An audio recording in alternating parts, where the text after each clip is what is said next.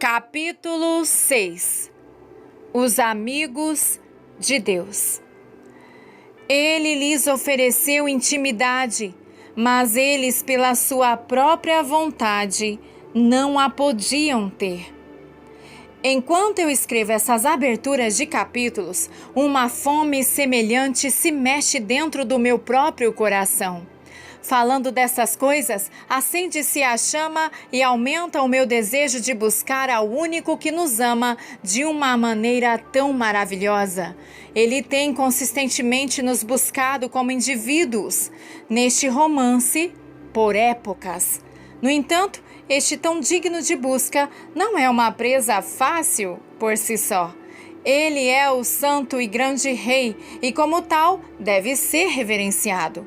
Portanto, certamente não poderia escrever sobre aproximação sem falar sobre a questão do temor santo. Subtítulo: A separação dos caminhos. Nesta conjuntura entre mensagens amáveis e a verdade, frequentemente os caminhos são separados. As mensagens podem ser encontradas em qualquer denominação ou círculos. Eles falam de um Deus que deseja o homem e anseia por abençoá-lo.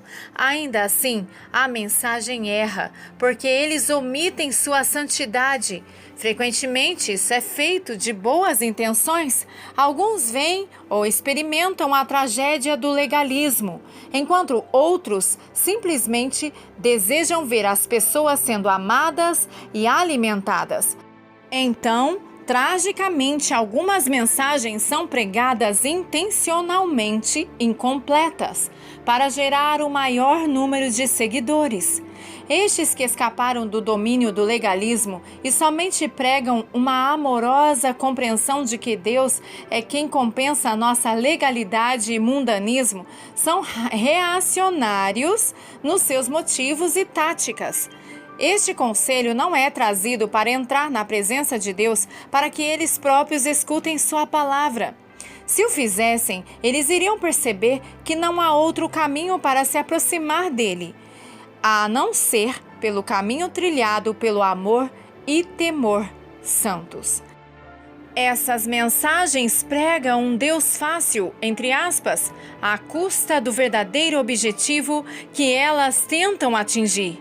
Deixando o temor do Senhor, elas, na essência, excluem a sua presença dos homens. Subtítulo: Realizada em reverência. Há uma eterna e imutável verdade a respeito de uma audiência na sua presença. Está resumido em um versículo das Escrituras. Deus é sobremodo tremendo na Assembleia dos Santos e temível sobre todos os que o rodeiam. Salmos 89, verso 7. Vamos ler a segunda parte do versículo novamente. Deus é temível sobre todos os que o rodeiam. Isso sempre é verdade e sempre será. Você nunca verá Deus manifestando a sua presença em uma atmosfera em que Ele não é reverenciado. Ele não se aproximará ou habitará em um ambiente onde Ele não é venerado com a maior honra, estima e respeito. Não importa o quão bom é o louvor ou a adoração, ou quanto é boa a pregação ou o ensinamento, nem o quão versada nas Escrituras é a oração. Se Ele não é temido, Ele não se aproximará para se revelar. Não é diferente de Eli e seus filhos. Ao longo dos anos, enquanto eu entrava em auditórios onde centenas ou milhares de cristãos se ajuntavam, houve incontáveis vezes quando, tristemente, não havia nenhum indício da presença de Deus. A razão? Faltava o temor santo entre o povo e, algumas vezes, até na liderança. Os grupos de louvores e adoração podem ser ótimos, com estandartes balançando e dançarinos, e habilidosos músicos e cantores. O evento pode ser criativo e divertido, onde as pessoas são cumprimentadas com humor e tópicos de interesse, mas falta algo. A atmosfera não tem a presença do Senhor. O fato que parte o coração é que a maioria dos que estão na audiência estão despercebidos de quão vazia a atmosfera está. A este ponto, deixe-me entrar no meio destes caminhos inovadores da comunicação, que são novos e de nenhum modo por eles próprios atrapalham a presença manifesta de Deus. Eu já estive em lugares mais inóspitos e desfrutei da rica presença de Deus. A presença do Senhor não tem nada a ver com a tecnologia ou a falta dela, mas isso reflete a condição do coração. Nessas situações, o Senhor me direciona a compartilhar a obediência e o temor do Senhor. E cada vez que uma chamada ao arrependimento é feita, eu tenho testemunhado a maioria responder, frequentemente incluindo os próprios líderes.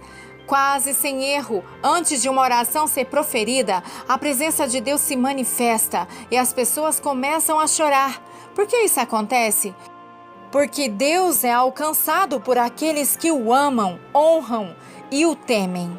Por essa razão, Tiago diz: chegai-vos a Deus, e Ele se chegará a vós outros. Purificai as mãos, pecadores, e vós que sois de ânimo dobre, limpai o coração. Tiago 4, versículo 8. Em um olhar inicial nesse versículo, você talvez pense que Tiago está falando dos não salvos, como nós usualmente nos referimos aos pecadores, entre aspas, que não nasceram de novo. Ainda assim, Tiago, em seu discurso, se refere 15 vezes à sua audiência como irmãos. Ele está falando àqueles que nasceram de novo. Então, olhemos a palavra para pecador. É a palavra grega amartolos. Vini define o significado da palavra literalmente como alguém que perde a marca. É provável que essa palavra se refira a uma pessoa não salva, mas ela é também usada em referência a um cristão. No contexto, ela se referiria a um cristão que não está com seu pensamento direcionado ao alvo, que em troca cria ações ou comportamentos repetidamente errados. Ele continua: purificai as mãos, pecadores, e vós que sois de ânimo dobre. Com essa declaração, ele chega à raiz da questão do porquê o cristão está errando o alvo. É muito importante que você entenda que o temor do Senhor começa no coração e se manifesta nas nossas ações externas. Deus uma vez disse de seu filho, e note as palavras se aproxima. Este povo se aproxima de mim, e com a sua boca e com os seus lábios me honra, mas o seu coração está longe de mim, e o seu temor para comigo consiste só em mandamentos de homens. Isaías 29, versículo 13. Aproximar-se de Deus sempre começa no coração que teme e ama a Deus mais que qualquer outra coisa ou alguém. Não são apenas as ações externas, mas os motivos do coração. Deste modo, definindo inicialmente o temor do Senhor, nós devemos primeiramente destacar a atitude do coração. Vamos começar. Temer a Deus é estimar, honrar e ter a maior consideração para com Ele, bem como venerar, se portar respeitosamente e reverenciá-lo. É tremer com o maior respeito por Ele, sua presença, seus mandamentos e desejos também. E isso é só o começo. Subtítulo: Chegando-se a Deus com irreverência. Algumas vezes, para entender algo, saber o seu significado não ajuda. Um excelente exemplo de aproximação da presença de Deus sem o santo temor é visto na vida dos dois filhos de Arão. Antes do término do tabernáculo, o Senhor instruiu Moisés: faze também vir para junto de ti a Arão, teu irmão, e seus filhos com ele, dentre os filhos de Israel, para me oficiarem como sacerdotes, a saber, Arão e seus filhos Nadab, Abiú, Eleazar e Itamar. Êxodo 28, versículo 1. Esses homens foram separados e treinados para ministrarem ao Senhor e se colocarem na abertura entre Deus e o povo. Eles estavam autorizados a se aproximarem da sua presença. As suas tarefas eram passadas por Deus a Moisés. Depois do seu treinamento, eles foram consagrados e então a presença de Deus encheu o tabernáculo e o ministério deles começou. Mas para 2 deles foi por um curto período, mesmo depois que a glória do Senhor tinha sido revelada no tabernáculo um pouco depois. Nadab e Abiú, filhos de Arão, tomaram cada um o seu incensário e puseram neles fogo, e sobre este incenso e trouxeram fogo estranho, profano, perante a face do Senhor, o que lhes não ordenara. Levítico 10, versículo 1. Note que Nadab e Abiú ofereceram fogo profano na presença do Senhor. Uma definição de profano no dicionário Webster é mostrando desrespeito ou desprezo pelas coisas sagradas e irreverência. Isso significa tratar o que Deus chama de santo ou sagrado como se fosse comum. Esses 2 homens pegaram os incensos separados para a adoração ao Senhor e puseram fogo no incenso que haviam escolhido, não na oferta que Deus havia prescrito. Eles foram descuidados com o que era santo e isso os levou à sua desobediência. Então saiu fogo de diante do Senhor e os consumiu, e morreram perante o Senhor.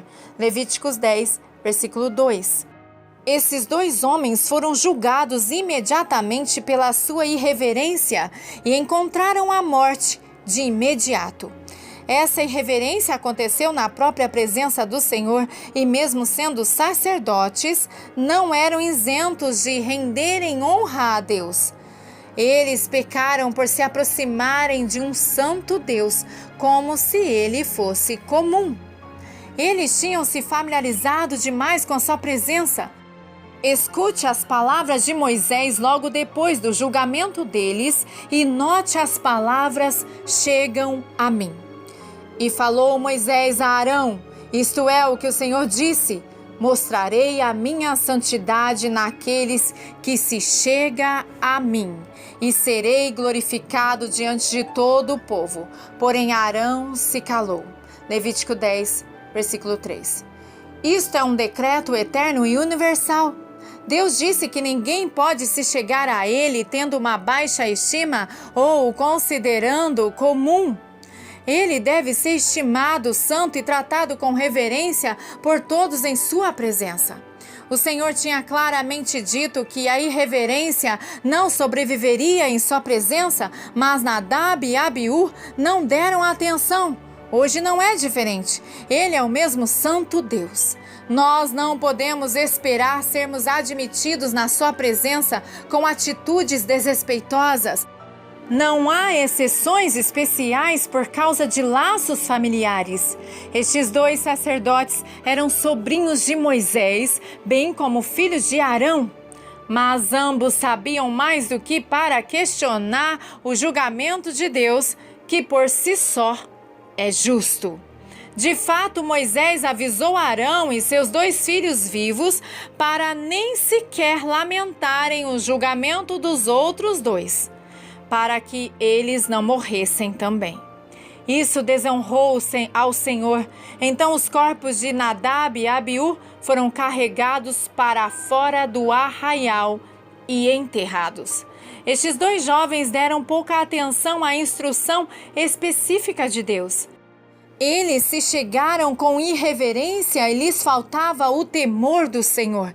Essas condições do coração produziram ações desobedientes. Nós vemos que a raiz do pecado é a falta de temor do Senhor. Subtítulo: Com medo de Deus versus temor de Deus. Quando Deus apareceu aos filhos de Israel no Monte Sinai, eles não puderam se apresentar diante da sua presença. A razão? Eles não tinham o temor do Senhor, pelo que eles fugiram da sua presença. Moisés lhes declarou: Não temais, Deus veio para vos provar e para que o seu temor esteja diante de vós, a fim de que não pequeis. Êxodo 20, versículo 20. Moisés disse: não temais, porque Deus veio para ver se o seu temor está diante de vós. Parece uma contradição, mas não é. Moisés estava distinguindo entre ter medo de Deus e o temor do Senhor. A diferença é gigantesca. A pessoa que está com medo ou tem medo de Deus tem alguma coisa para esconder. Ele não quer se aproximar para que a luz pura da presença de Deus não exponha o que ele esconde. Paulo nos diz: todas as coisas, quando reprovadas pela luz, se tornam manifestas, porque tudo que se manifesta é luz. Efésios 5, versículo 13. Deus não quer que tenhamos medo dele, mas que o temamos. Paulo escreve: porque Deus não nos tem dado o espírito de covardia. 1 Timóteo capítulo 1, versículo 7. E João escreve: no amor não existe o medo, antes o perfeito amor lança fora todo o medo. Ora, o medo produz tormenta. Logo, aquele que teme não é aperfeiçoado no amor. 1 João, capítulo 4, versículo 8. Estes homens estão dirigindo a palavra ao espírito do medo, não ao temor do Senhor com essas declarações. Pelo que os escritores do Novo Testamento nos dizem também: desenvolvei a vossa salvação com temor e tremor. Filipenses 2, versículo 12. E Paulo novamente nos diz: retenhamos a graça pela qual sirvamos a Deus de modo agradável, com reverência e santo temor, porque nosso Deus é fogo consumidor. Hebreus capítulo 12, versículos 28 e 29. Pedro é ainda mais direto quando escreve: porque escrito está, sede santos, porque eu sou santo. Ora, se invocais como Pai aquele que, sem acepção de pessoas, julga segundo as obras de cada um, portai-vos com temor durante o tempo da vossa peregrinação. 1 Pedro capítulo 1, versículos 16 e 17. Lendo essas declarações, você certamente não pode excluir o santo temor como sendo uma parte vital do Novo Testamento do cristianismo. Note que Moisés diz ao povo, quando a presença do Senhor chegou, para que o seu temor esteja diante de vós, para que não pequeis. Isso não é o amor de Deus, mas o temor do Senhor que nos previne de pecar. Paulo diz: desenvolvei a vossa salvação com temor e tremor, não amor e bondade, entre aspas. Em outra epístola, ele nos exorta que desde que tenhamos a promessa da presença de Deus habitando no meio de nós, purifiquemo-nos de toda a impureza, tanto da carne como do espírito, aperfeiçoando a nossa santidade no temor de Deus. 2 Coríntios capítulo 7, versículo 1. Note que ele não disse no amor de Deus. Eu nunca esquecerei a visita que fiz a um ministro muito conhecido que estava na prisão por causa de fraude. Eu perguntei: quando você deixou de amar Jesus? Ele olhou para mim e disse, sem hesitação: eu não deixei. Confuso, eu respondi: e o que diz a respeito da fraude e adultério? Ele disse: John, eu amei a Deus durante todo o tempo, mas eu não o temia. E então ele disse alguma coisa que me fascinou. John, há milhões de cristãos americanos como eu. Eles confessam Jesus como seu Salvador, mas eles não o temem como seu Senhor Supremo. Uma luz entrou dentro de mim naquele ponto. Eu percebi que nós podemos amar uma imagem de Jesus que nós criamos da nossa própria imaginação e entendimento, mas não é o verdadeiro Jesus, por qual as Escrituras nos dizem que o temor do Senhor é o começo ou o ponto de partida para conhecer a Deus intimamente. Veja Provérbios 1, versículos 17. Também Provérbios 2, versículo 5. Eu percebi que este homem havia amado uma imagem distorcida de Jesus. Subtítulo: Ó, quem dera eles me temessem. Moisés explica claramente: é o temor do Senhor que nos previne de pecar, e o pecado nos separa da intimidade com Deus. O Senhor disse a seu povo escolhido: as vossas iniquidades fazem separação entre vós e vosso Deus, e os vossos pecados encobrem o seu rosto de vós, para que vos não ouça. Isaías 59, versículo 2. Note que ele diz que nossos pecados nos têm separado dele, não ele de nós. Ele está falando para os seus quando faz essa declaração, e não aos pagãos. Nós somos quem nos separa de uma intimidade com Deus, e a raiz disso é a falta do santo temor. Diferente do homem que está com medo de Deus, o homem que teme a Deus não tem nada a esconder. Ele sabe que sua vida é um livro aberto diante do Senhor. Ele coloca os desejos de Deus acima de todo o resto. É mais valioso que amigos, família e até desejos de sua alma. Ele percebe que não há nada mais gratificante do que obedecer a Deus. Ele nega a si mesmo, toma a sua cruz e segue a Jesus. Ele vive para Deus. Isso descreve a vida de Moisés. Ele temia a Deus. Israel não. Eles estimavam os seus desejos, necessidades e conforto acima do que Deus desejava. Eles não acreditavam nele, mesmo saindo de suas bocas que sim. Eles constantemente duvidavam, ao mesmo tempo em que confessavam o contrário. Eles não estimavam sua palavra, desejos ou mandamentos sobre todo o resto, e porque eles não o temiam, eles nunca poderiam amá-lo verdadeiramente. Por quê? Eles nunca experimentaram uma revelação real dele. Isso é porque eles fugiram da sua presença. Havia questões para esconder da luz da sua presença. Eles sabiam que até certo nível dessa luz iria forçá-los a lidar com essas questões e escolher a quem eles serviriam. Enquanto Israel se afastou, Moisés se aproximou. Ele agora deve dizer ao Senhor que aquele mesmo povo que ele tirara com mão forte e tão maravilhosamente da escravidão e trouxera para a sua presença, não queria se aproximar nem mais um pouco. Moisés teve medo deste momento, mas Deus já sabia e surpreendeu Moisés respondendo: Eu ouvi as palavras deste povo, as quais te disseram, em tudo falaram eles bem. Deuteronômio capítulo 5, versículo 28. Eu posso imaginar o rosto chocado de Moisés. Ele não só foi pego de surpresa pelo conhecimento de Deus sobre as palavras deles. Não é impressionante o quanto nós esquecemos que ele sabe de tudo? Mas que choque maior foi descobrir que os filhos de Israel estavam finalmente certos no que eles disseram.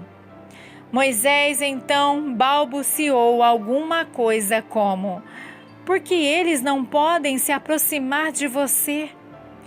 Você pode ouvir a tristeza na voz de Deus enquanto ele explica por que o povo não podia se aproximar? Quem dera eles tivessem tal coração, que me temessem e guardassem em todo o tempo todos os meus mandamentos.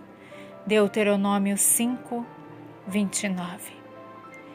Com essa resposta, Deus esclareceu sem sombra de dúvida duas coisas. Primeira, é impossível se aproximar de Deus se há falta do santo temor.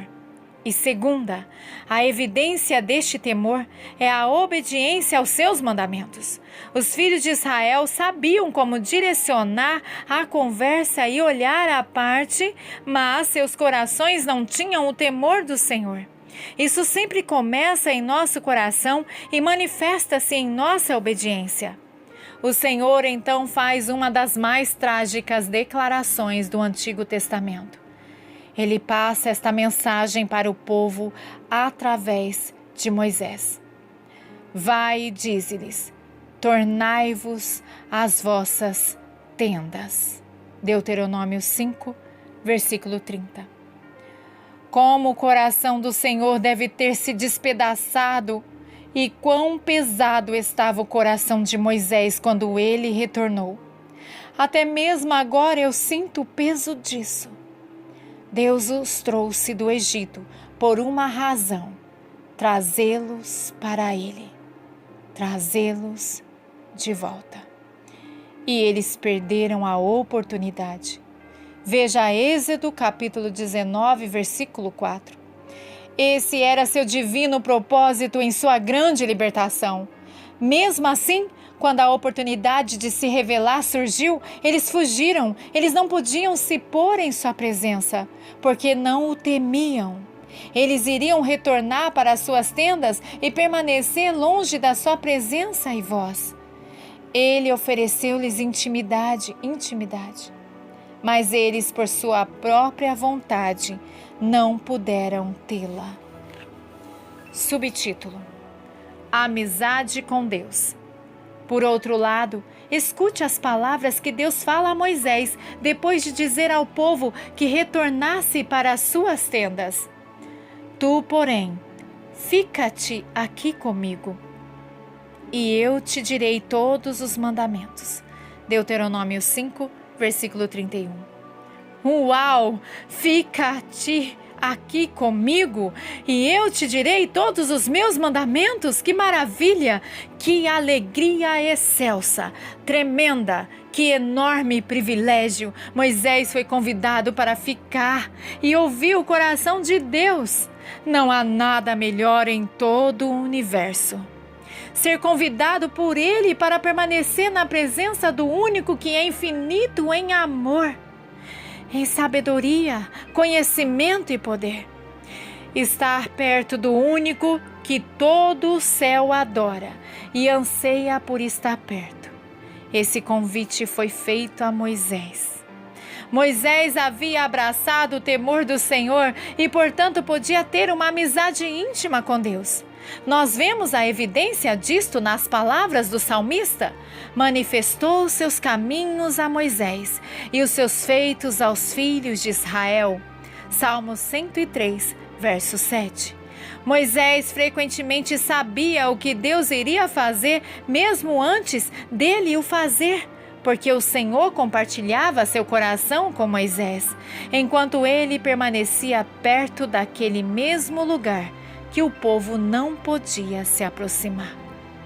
Israel conhecia o Senhor pelas suas respostas às orações deles. Eles não conheciam a sua motivação, desejos, planos ou nenhuma outra coisa profunda do seu coração. Eles sabiam o que ele fez, mas nunca o porquê ele fez. Moisés o conhecia pelo que ele ouviu no lugar secreto. Um dos meus versículos favoritos é: a intimidade do Senhor é para os que o temem, aos quais ele dará a conhecer a sua aliança. Salmos 25, verso 14.